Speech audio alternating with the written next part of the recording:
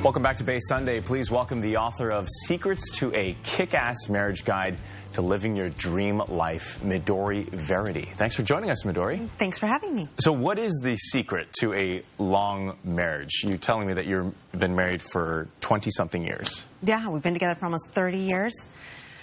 The secret is just paying attention to the small things and not letting them blow up. That's one of the secrets.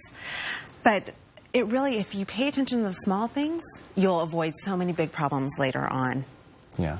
So that's number one. Give us an example, because I know Brangelina would have loved some advice. I know, they should have called me. They should have called me.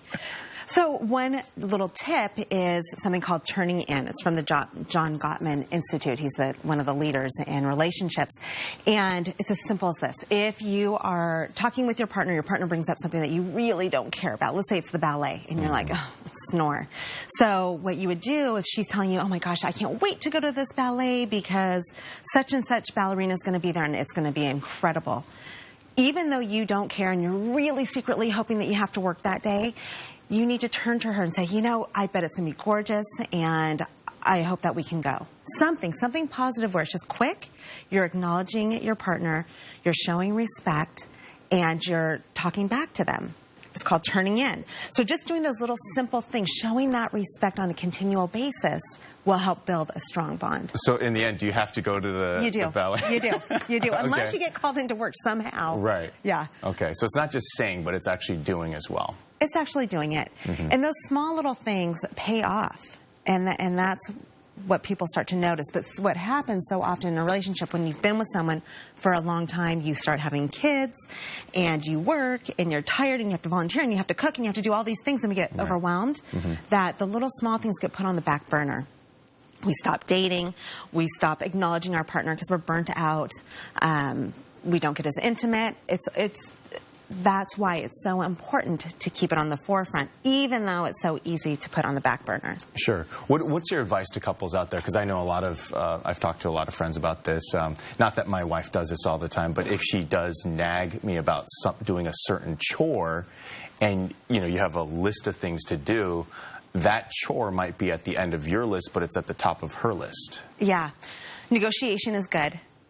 There's something called the love bank. And what that is the whole concept behind that is each time you put it in a deposit. So you do that chore that she asked you to do. You're doing that deposit into the love bank. So when you do something that maybe she doesn't love, such as you leave the toilet seat up, girls hate that, or whatever, as long as you've had a bunch of deposits in, that will be forgiven more easily. Right. Does that make sense? No, it does. So it's just a matter of deposits and withdrawals. Sure. But yeah, you just kind of negotiate. I know with my husband and I, if there's something that I want him to do, we have this little negotiation system, so we're both happy in the end. And then what about time management? What do you tell couples about time management? Because it seems like the busier you get, it's harder to talk to your significant other. Totally agree. I think you should go so far as to put it on the calendar. So you have date night and you put it on the calendar and you treat it just like a meeting. You are not late to a meeting. You look forward to the meeting. Well, you might not look forward to it, but you make sure you're there. You come prepared. And it's the same concept with dating. So you want to have it on the calendar. I also go as far to say have a meeting once a week where you talk about the things that need to get done or what you want to address in your relationship, somewhere where you're not feeling comfortable, something that your husband or your spouse did that you're not happy with. And you're addressing those so those things don't get buried and then they start building up into something bigger. And any other tips as we kind of wrap this up? There's a gratitude attitude is...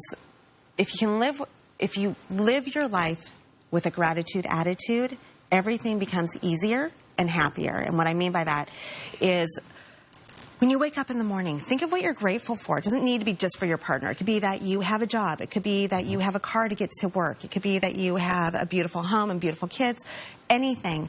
But when you have that mindset, it makes your life happier and better things come to you. Yeah, and the day's a lot easier. A lot easier. All right, Midori, thank you so much for all those tips, and congratulations on your book.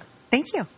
All right, for more information, please log on to secretstoakickassmarriage.com. That's secretstoakickassmarriage.com. We'll be back with more Bay Sunday after this break.